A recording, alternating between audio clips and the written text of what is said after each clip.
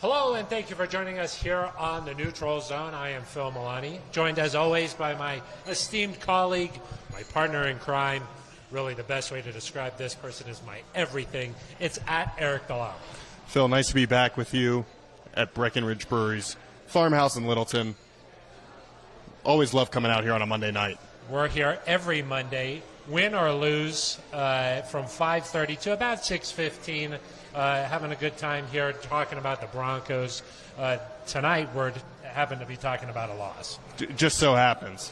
The Broncos had some struggles, a couple of mistakes. We got a lot to get into here as we break down their game against the Las Vegas Raiders. Aric, of course, you were there. A lot of Broncos fans in the crowd there. It looked like the Broncos were heading toward another fourth quarter comeback. I don't know about you, Aric, but when Russ dove into the end zone there, it certainly felt like things were heading that way. Yeah, Phil, I mean, they finally seemed like they got things together. They scored. This defense, which has talked all offseason about its need to go get that stop in a big moment. You thought it was going to happen. Raiders have a 3rd and 6, 3rd and 7 there, and you think this is the moment, and then they just couldn't quite pull it off. And I think, Phil, unfortunately, that's the lesson from this game is the Broncos can't keep leaving themselves in a situation where they need that fourth quarter magic. It's got to start earlier. They've got to put together more complete games. That's going to be the key to success as they move forward. We've got a lot to address over the next 45 minutes here, but we're also live on the Broncos YouTube page. If you're not in the Denver metro area, can't make it out to the farm home, make sure you check us out on the Broncos official YouTube page. This show is an interactive experience, so leave a comment there. We'll read it right here on the air, and then we'll answer it. Yeah, I'm gonna roll up my sleeves, Phil. I'm ready to get to work.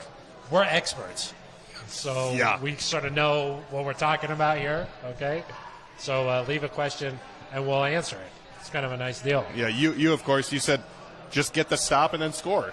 It's not that hard. Exactly. I think that this game is not as complicated as we always make it seem to be. The Broncos scored a touchdown, get to within 2 points. More than 7 minutes left to go in the game.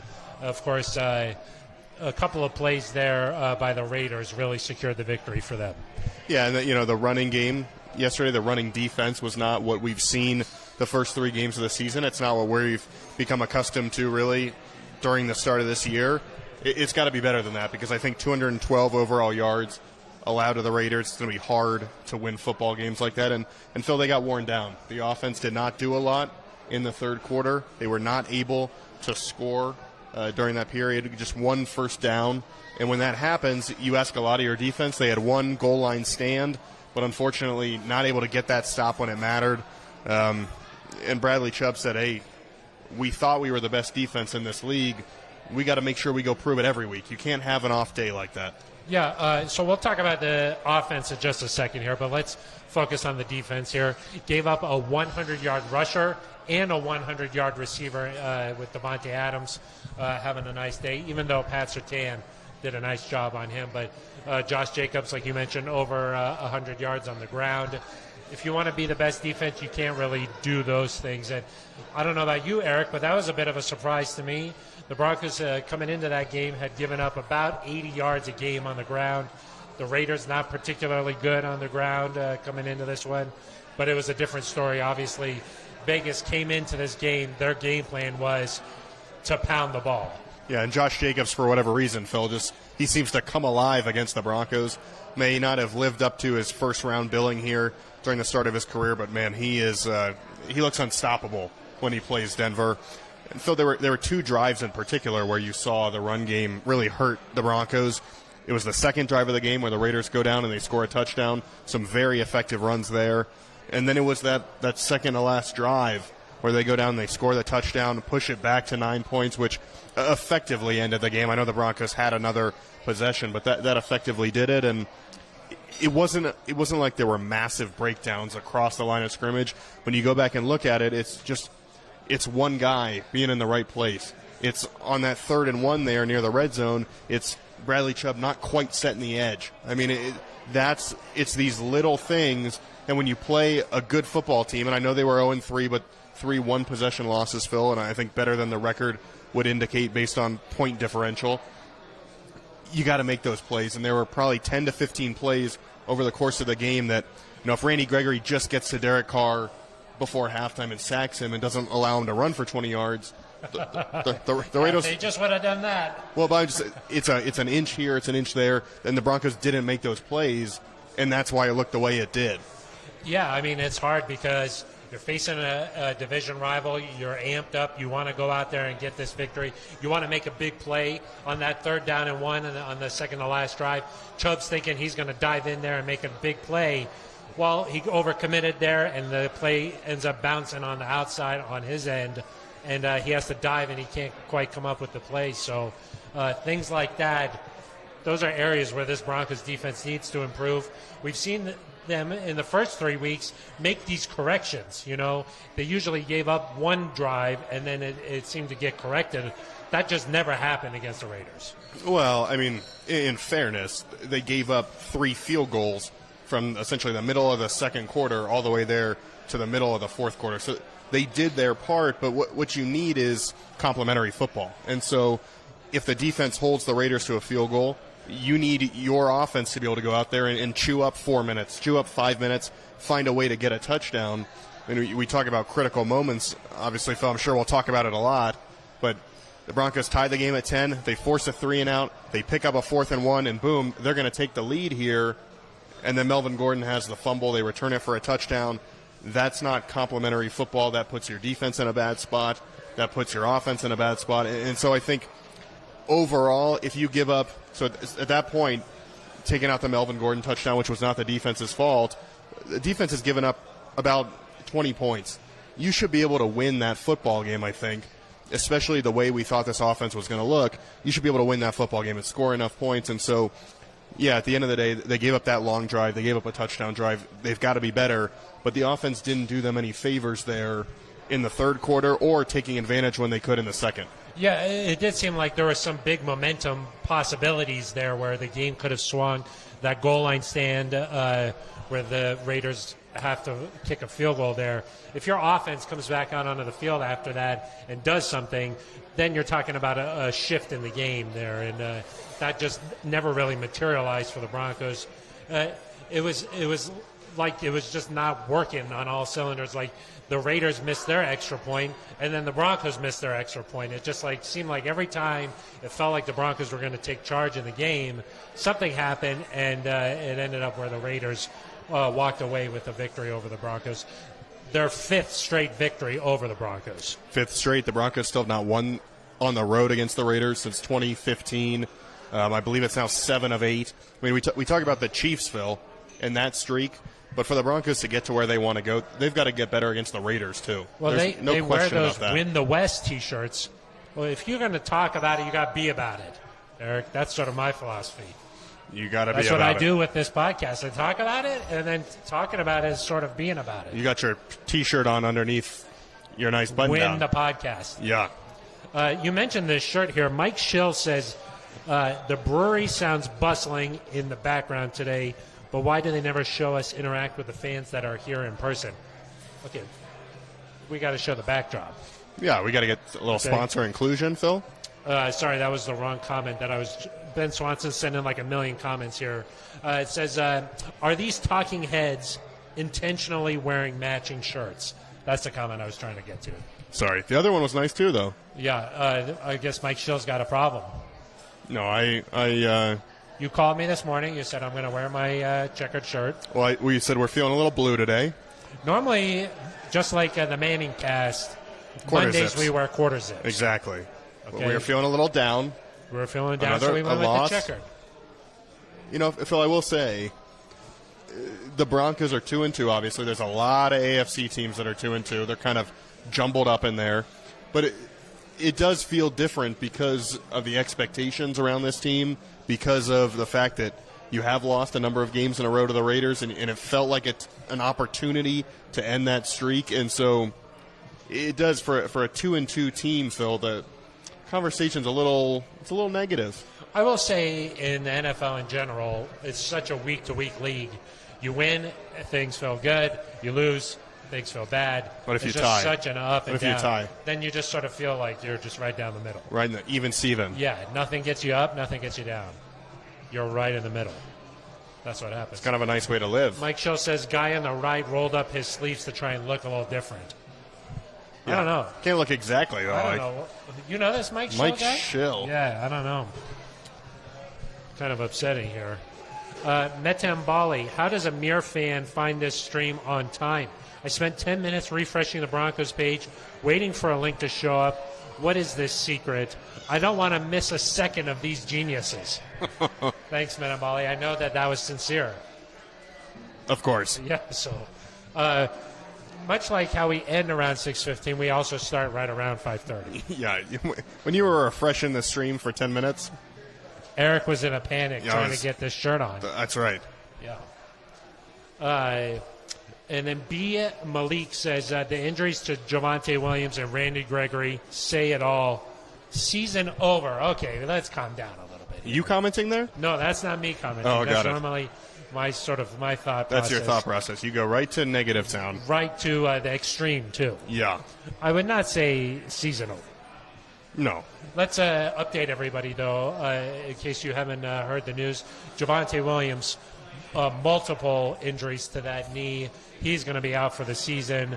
Much worse than just an ACL, though, Eric. Yeah, brutal. Feel really bad for him. That's the type of thing you hope he can be ready for next season, but it sounds like a very severe injury. I would say, actually, Eric, at this point, you just hope to just give him as much time as it needs, because typically in the past, an injury of this magnitude, you're just hoping he gets back on the field, period. Yeah, and it just what a bummer. It didn't look terrible when it happened, but that's how some of these knee injuries, they just don't look like anything. Like Sterling Shepard a week ago, just running down the field, boom, tore an ACL. He wasn't even changing directions, but no. So you really feel bad for Javonte. Such a good kid, got a great head on his shoulders. You know, you think that the sky is the limit for him, and then you have an injury like this, and you're just saying, gosh, I really hope that he's able to make it back. And hopefully, if he goes about this the right way, we could see that potential that so much of us were looking forward to seeing this year. Yeah, and Phil, you've been to Javonte's hometown. You've seen Wallace Rose Hill. How hard he's worked to get to this North point. Carolina, yeah. So very, very disappointing. Let's start there with the running back position, Okay, Phil. well, then we'll talk about We'll come back to Randy. Just That's a tease. That's a nice tease. It's not as severe of an injury. Javonte is a difficult back to replace, especially because of what he did yesterday, Phil, in pass protection. And there was one play Russell threw down to Jerry down the right sideline. Javonte blew somebody up there in the pocket. But I would expect Melvin Gordon to be the guy that mainly replaces him. We heard Nathaniel Hackett saying we expect Melvin to rebound from his issues with fumbling. I think it's now 5 fumbles in his last 44 touches. Something crazy like that. It's not just the fumbles. It happens to be that when he fumbles, it gets scooped and it's going the other way for a touchdown. Yeah, I don't know that's his. Not his fault, but it's like they're not just fumbles. They're like game-changing fumbles. That's true. I don't know why that happens to him, but it just does. Why me? Those are a fact. But what I will say. Can you name them? Can I name the fumbles? Yeah, for the returns. Yeah, one happened yesterday, Phil. One happened yesterday. The Kansas City Chiefs. The last game of last season. Of course, the Broncos leading by 1 point against the Chiefs, going in for what looks like another touchdown. Fumble returned the other way. The Broncos lose that game. Yes. And then you remember the last one? Philadelphia Eagles. Darius Slay. Yes. That's a famous Teddy Bridgewater play. You are in negative town. I'm keeping it real here today on the neutral zone. Continue. That's your third? You had a few of those pumpkin ales, huh? I think this is an Oktoberfest, not a pumpkin ale. I will say this about Melvin. It seems like the whole offseason and training camp, he was thinking a lot about who was going to be the starter, who was going to get these carries, who was going to be used in certain circumstances. A lot of guys say, you can't worry about that stuff. You got to just go out and play. It was clear that it was on Melvin's mind. And so what I wonder is, because these fumble, I think it's clearly it's partially a mind thing. And so I wonder with Javonte now out for the season, if Melvin almost like doesn't have to worry about that anymore, and he can just go play football and not worry about, hey, am I going to start here, or am I going to go in here, or am I going to, be counted on in the red zone, and just forget about that and just go play football, and maybe, I don't know for sure, but maybe that helps clean up some of the fumble issues. Because I think it's more mental than physical. Well, and I would say that now at this point, after the troubles here, the mental side of it is even going to be worse, just because the next time he carries the ball, it's going to be in his mind. Well, there. He carried the ball after the fumble. Yeah, he bounced off the lineman there, and he narrowly avoided a safety. That's what he. So that was not good. The next time he touches the ball. The next time in the next game here against the Colts, I'm assuming he'll get a carry. All indications seem like the Broncos will continue to use Melvin Gordon. I would think he'll start, is my guess. The Colts, no doubt, will be like, we don't need to tackle this guy. We need to strip the ball. I mean, that's just a fact. I mean, that is a scouting report on him now. He's just got to be better. I heard Noshan Moreno on the radio, Eric. He said that Melvin's elbow is leaving the side of his rib cage a little bit. So some of it may actually be technique where you got to clean some of these things up here where you're not coughing up the ball. Right, and not that I want to discount what a former professional running back said, because they you know more. They certainly know more than me. But what I'll say is that I think you see these fumbles from Melvin in situations where he's trying to do too much. Sometimes you're trying to do a little too much. Sometimes you try to do a little too much. You get doesn't into work trouble. out. You get into trouble. Against the Seahawks, for example, he tried to extend for the end zone in that situation. It's 4th down. I think it makes sense why he did it, but that's why he fumbled. And in this case, he didn't play a snap through the first quarter and a half. It's clear that he went out there, I would think, being like, I got to make something happen here. And so he picks up 7 yards. Instead of just going down, he tries to lunge backwards for a couple more, and boom, the ball's exposed now. It gets punched out. So some of that is technique, where you're lunging and the ball's up. Well, but I think that technique is happening because he's pressing a little bit, I think. Yeah, that's possible. And so if he doesn't have to worry about, hey, if I don't do well on this carry, is Javonte going to come in for the rest of the quarter? If he doesn't have to worry about that, I wonder if it just helps him a little bit. Just to talk about the running back situation, the carries were not as lopsided as maybe we were initially thinking heading into the season. All indications were that Javonte was just going to dominate the carries heading into the season. That was just not the case through the first 4 games here. No, but yesterday they were lopsided. He was getting a lot more, especially obviously before the injury. And plays in general. I don't know if it was a game plan thing. Melvin was listed as limited last week with a neck injury and was questionable. I don't know if they were trying to save him a little bit. But yeah, but every time Melvin went to the podium or every time Melvin talked in a scrum, it was about how he was being used or who was getting those reps. And so it might not have seemed, and this is a guy too, Phil, I know he split last year, which I don't think he was a huge fan of, but it's a guy that for the first 6 years of his career, he's been splitting carries. Right, but he was a starter. He was getting more. Oh, yeah. But that competition with Philip Lindsay was always in the back of his mind, too. Yeah, but he got 100 more carries than Philip Lindsay that year. He was worrying about that, though. Yes. He's been worrying about the Austin Eckler when he was in with the Chargers. Well, and here's a chance where maybe he doesn't have to worry about it. Yeah. But the Broncos, the run game has not been good enough. Yeah, I was going to say, even with Javonte out there, the running game had not been living up to the expectations coming in this season. No, and some of it, Phil, was missed assignments, I think, watching back. Some of it was one-on-one, breakdowns, especially, I think, toward the interior of the line. This scheme is so dependent on you getting out and running to that linebacker and being able to put a body on him, put a helmet on him. And the Broncos, there were times where they'd toss it wide to Javonte, and they couldn't get to that second level in time, and boom, it's a 4-yard loss. And now instead of 2nd and 7, you're looking at 2nd and 14. And that puts you behind the chains in a way that the Broncos can recover from sometimes. I think they're better in 3rd and long than they were certainly the last few years, but it's just not sustainable. And so whether it's personnel, Quinn Minor's listed as a non-participant today. It doesn't seem like he's trending for this week, but they got to figure out a way to get some better blocking and get these guys some yards before contact, because Josh Jacobs on the other side, Phil, there were plenty of carries. He wasn't touched until he was 3 yards down the field. Whereas it seemed like with Javonte, even when he was getting through, there were maybe 2 or 3 carries where he would get to that second level. Nathaniel Hackett was asked about the Broncos' offensive line earlier today.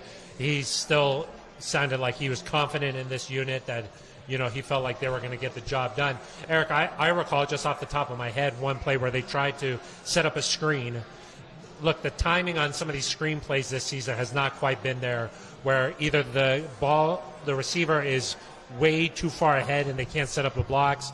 Sometimes the linebackers are too close, but one that pops into my mind from yesterday, Cushenberry, the center, is expected to get off the ball and get onto the linebacker in that second level, and it just doesn't happen. The receiver gets tackled there for what could have been a big gain, but that one play doesn't materialize.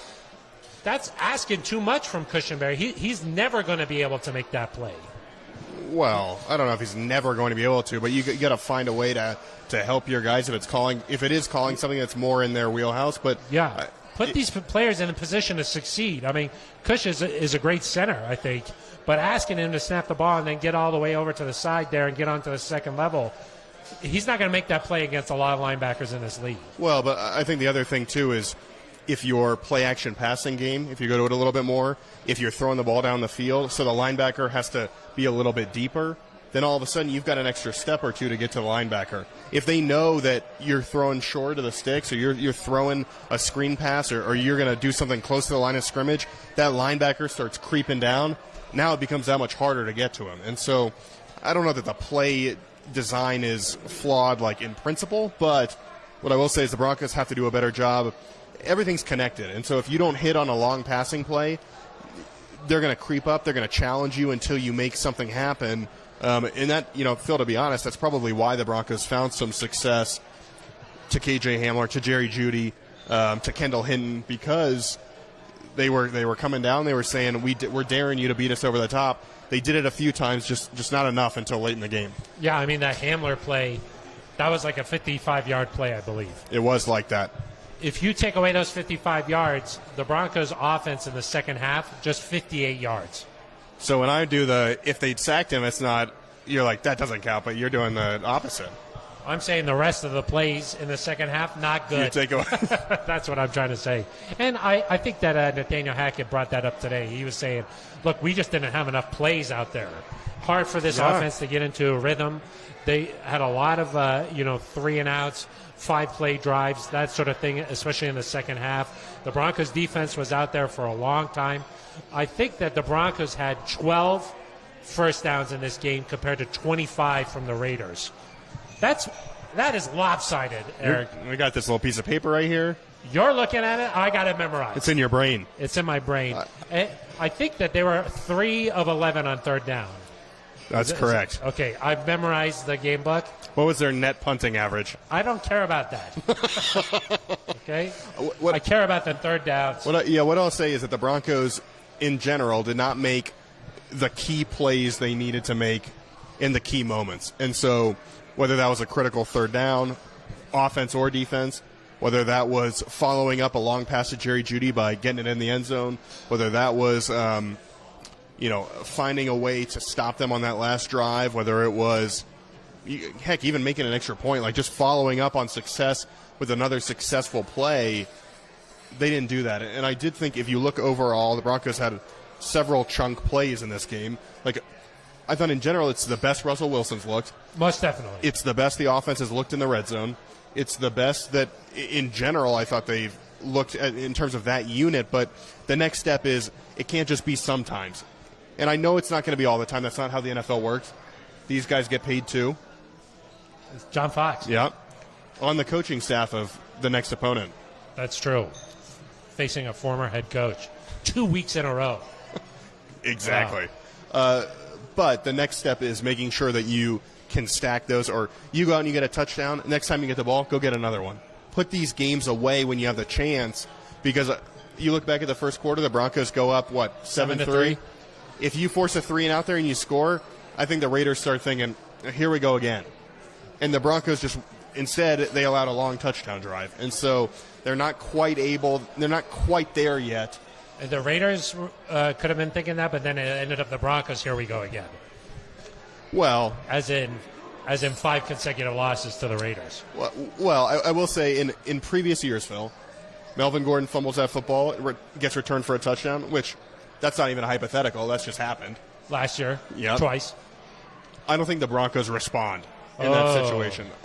I think there's something about having Russ there where they quickly went down the field and scored a touchdown. It's not like it was like 3 drives later they did it. No, it was the next drive. Right away, big play to Kendall Hinton. Because there has been this notion out there that yesterday felt like a lot of the previous years. You That's disagree. a notion. You disagree. I think the end of the game did in terms of the defensive, the way it went defensively.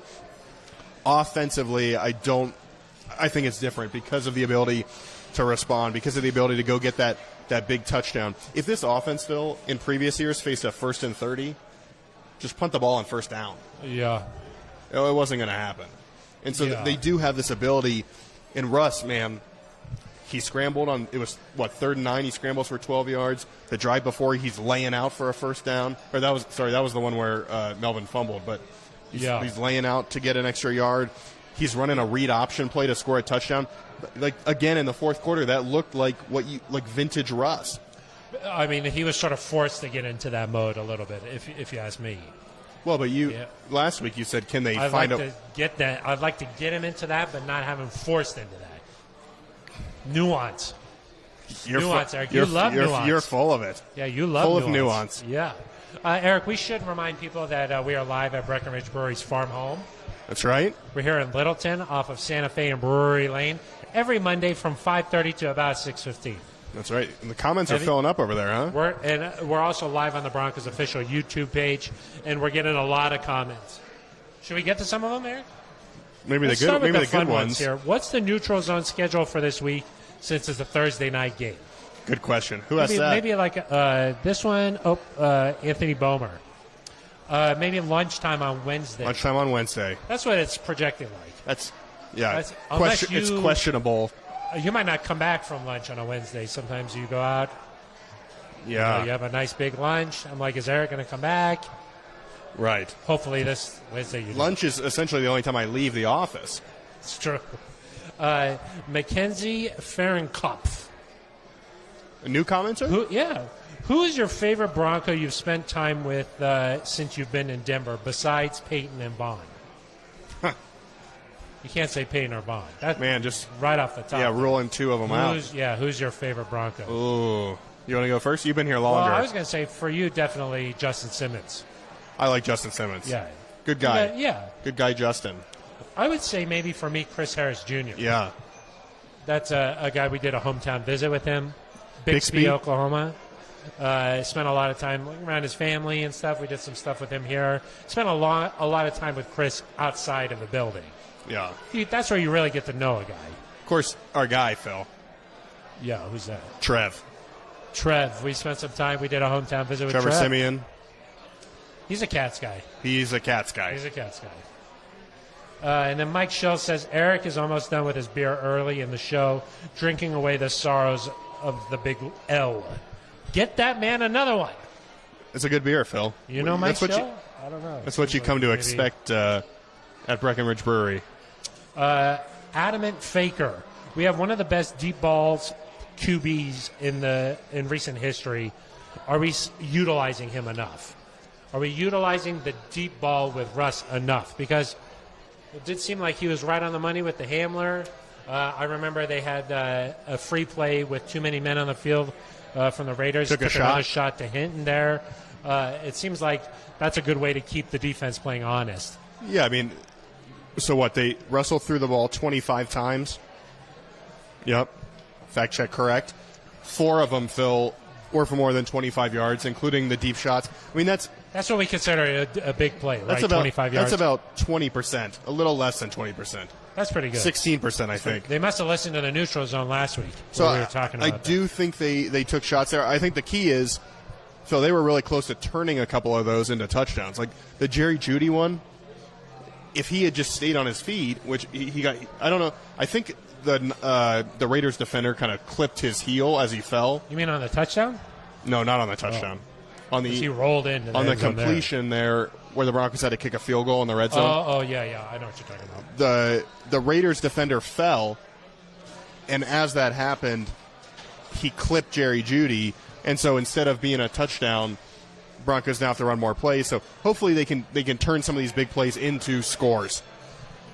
Yeah, I mean that's a big thing. They gotta hit the big play. It would have been nice to see Hamler just run right into the end zone. Fortunately, the very next play, Russ runs it in, but building on it, hitting the big play, capturing that momentum, and keeping it going here. All right, a few more questions here. Mark Horning says, I'm concerned about our blocking. The first couple of plays, our guys didn't get to their spots fast enough. It was scary bad, is what he says. I don't know. It's spooky season. That's true. We talked about that a little bit, Phil. Season. I mean, they do have to be better up front. Pass protection, I think, we haven't talked about that yet. There were some individual breakdowns in terms of, like the first Max Crosby sack where he looped inside, or excuse me, not the Max Crosby sack. They sent their nickel, and he looped inside and got Russ.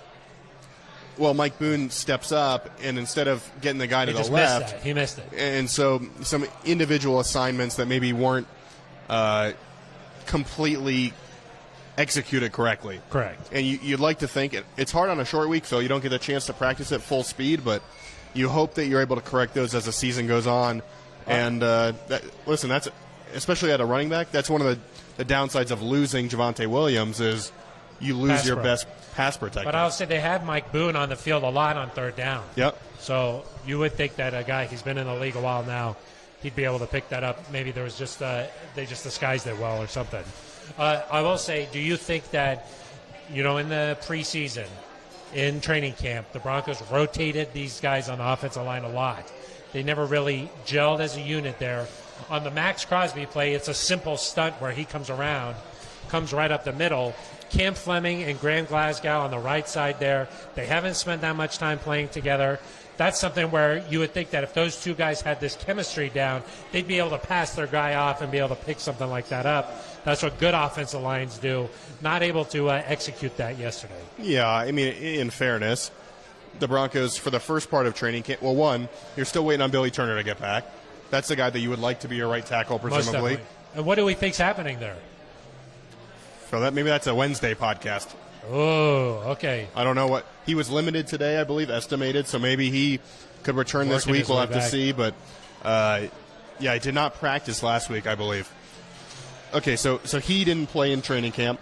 They had Calvin Anderson in there for a long time, and then after the Cowboys joint practice, where Micah Parsons he had a big practice. That's essentially when it turned to Cam Fleming. So then you have Cam Fleming in there with Quinn Miners, and you're trying to build that chemistry, and you build that chemistry, and then boom, Quinn Miners goes out in the Seattle game. And so you're right, you've had, 2.5 games here with Cam Fleming and Graham Glasgow, but that, at least in my mind, I know they didn't rotate toward the end of training camp and really the second week and on as much as, there was a competition with Muti and Reisner and Muti and Minor. That stopped pretty quickly. Yeah. And so these guys have worked together a decent amount. It's just that the injuries at that position, that's one of the things that happens. All of a sudden, you've got Graham Glasgow next to Cam Fleming. You're right, that should have been one where Graham Glasgow passes a guy off. Now he's back to Crosby, and instead he gets a free run at Russell Wilson. Boom, ends the drive. Talking about injuries, Nathaniel Hackett, mentioned that today. Gregory, which we do need to mention here, he's going to have a scope done on his knee. They'll find out a little bit more, but the ACL is intact. He is going to miss a little bit of time, and after they find out exactly what's going on, they'll consider maybe IR, short-term IR, which means at least 4 games. At least 4. Yeah. No, go ahead. This is a one you need a lot more from Bradley Chubb. He's been decent to start the season, 3 sacks, 1 forced fumble, I believe. But he's got to step up here. He's got to have a big 4-game stretch or whatever it is. And then, Phil, we talked about Baron Browning's potential. You got to see it. He doesn't have a sack yet. I know you expected a big year from him. He's a chance for him to get that going. Nick Bonito, a guy that has just been active the last couple of games after being inactive. Not really playing much, though. He got a few snaps after Gregory's injury, but he's going to be called upon quickly. He's got to improve in the run game. And then it's those 2 guys right now because Jonathan Cooper is injured right now. Aaron Patrick is in the concussion protocol. And Aaron Patrick played meaningful snaps yesterday. So you've gone from this being a position of depth to all of a sudden you need Baron Browning to step up, or you need a jump here from Nick Bonito. I'm interested to watch because it's a little bit of it's a question mark. Eric, when I just think about this in my mind, sometimes I tend to do that.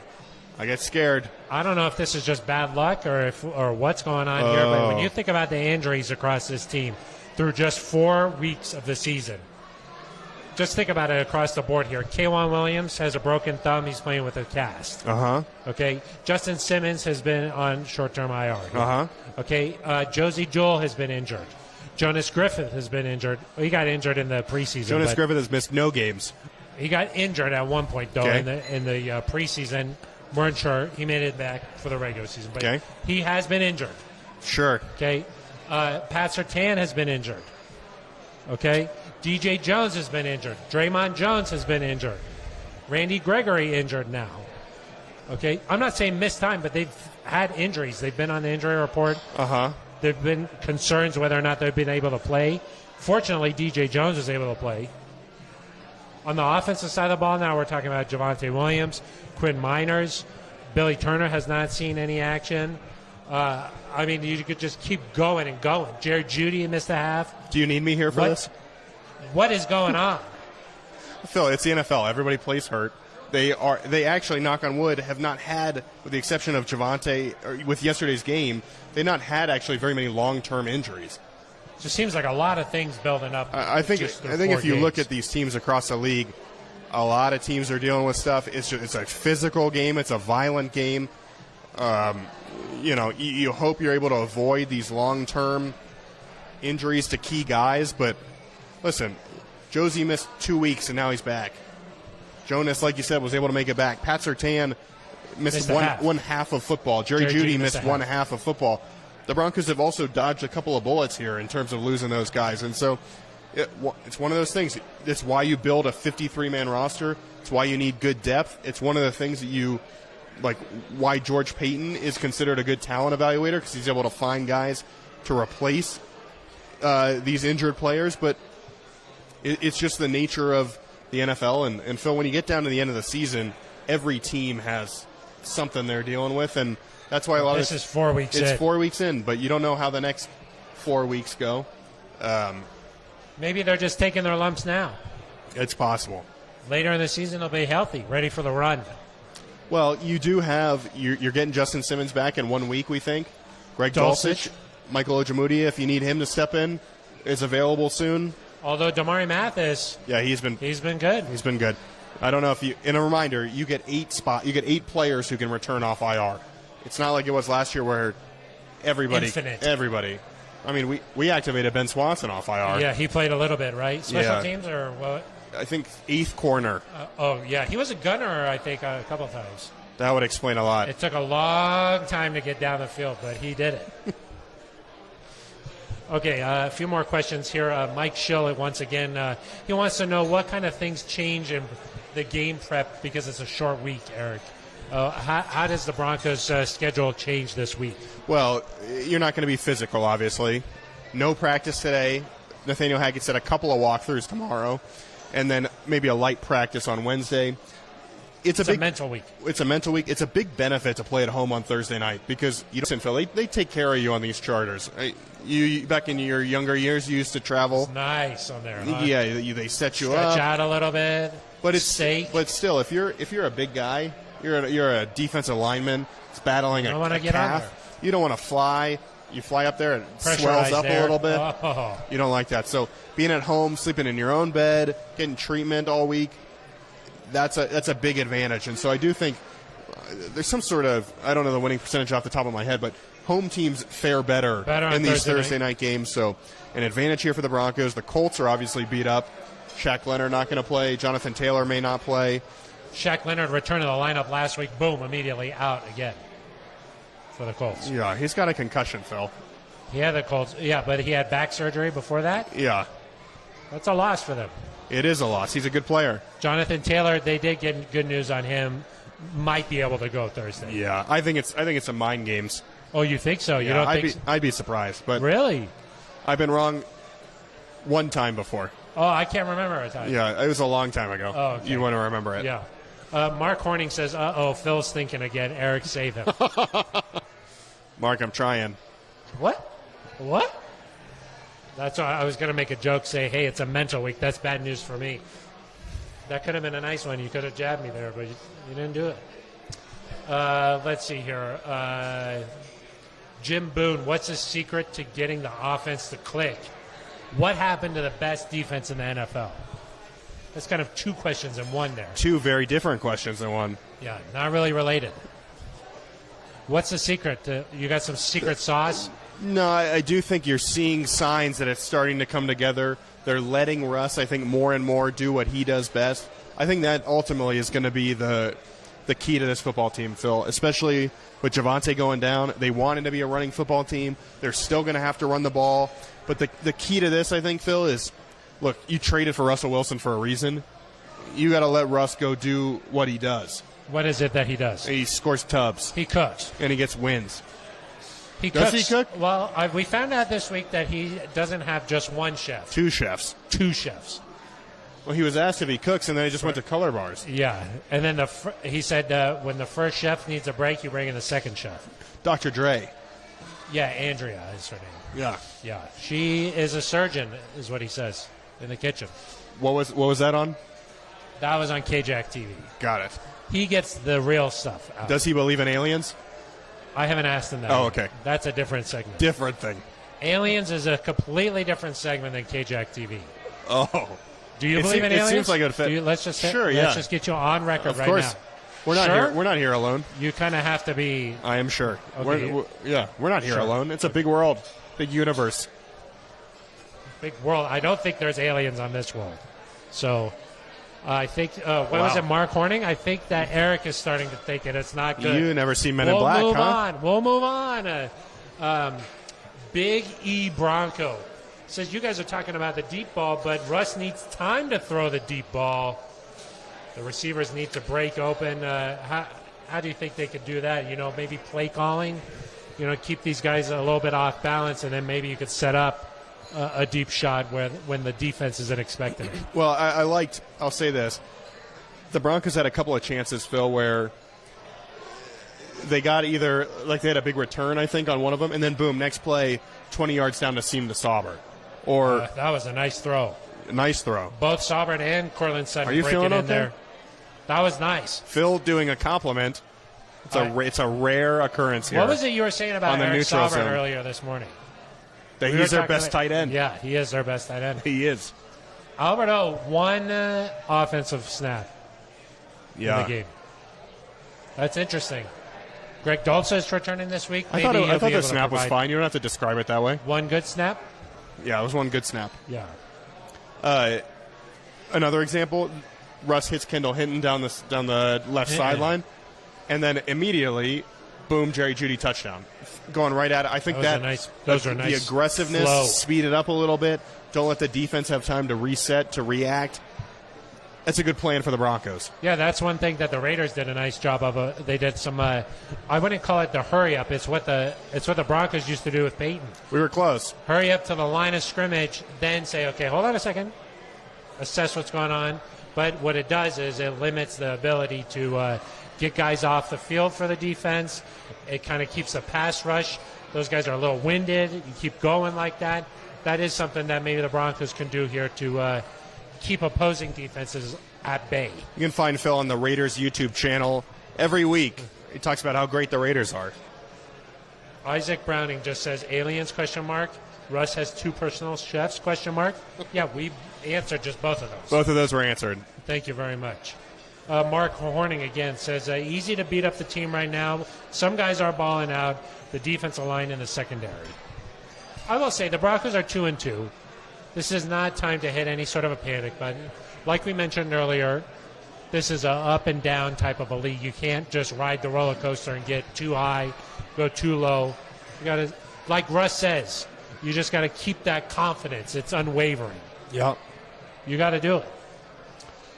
They'll be okay, Phil. I mean, this is a football team that has a really good quarterback, and when you have a really good quarterback and anything's possible, and a good defense, you're going to be in it.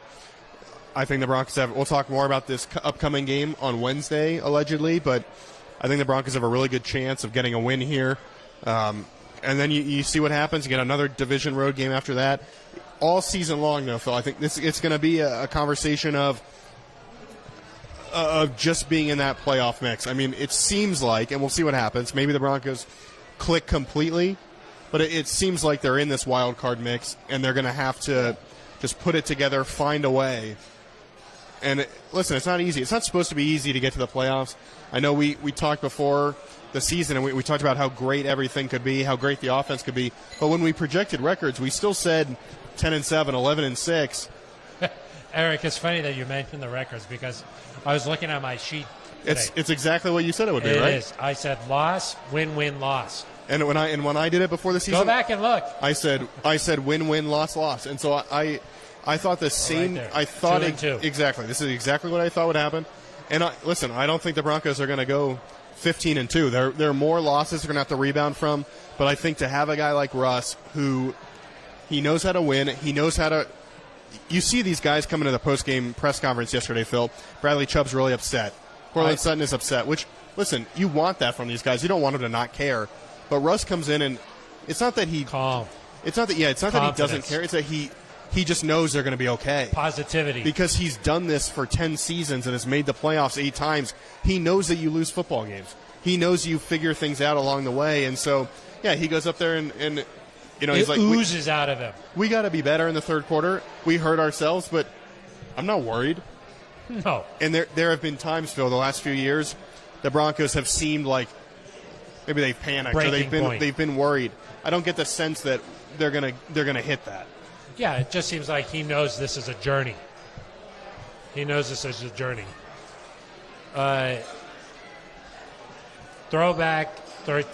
throwback to when? I don't TBT. What? TBT, this is from Mike Show. TBT to win, I don't know if he did that right.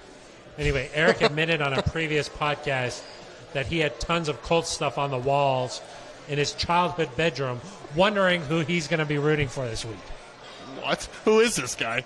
Big NZ Nation fan, it seems like. Really dialed in. That was probably maybe 4.5 years ago we mentioned that. If they could reference the episode. Yeah, what's that episode number so we can go back? And just fact check. If you can find it, we'll play that. We'll play it right here on the Wednesday, air. On Wednesday, yeah. Okay, well, I think it's about that time. I think so. Yeah, it's about time to shut this down.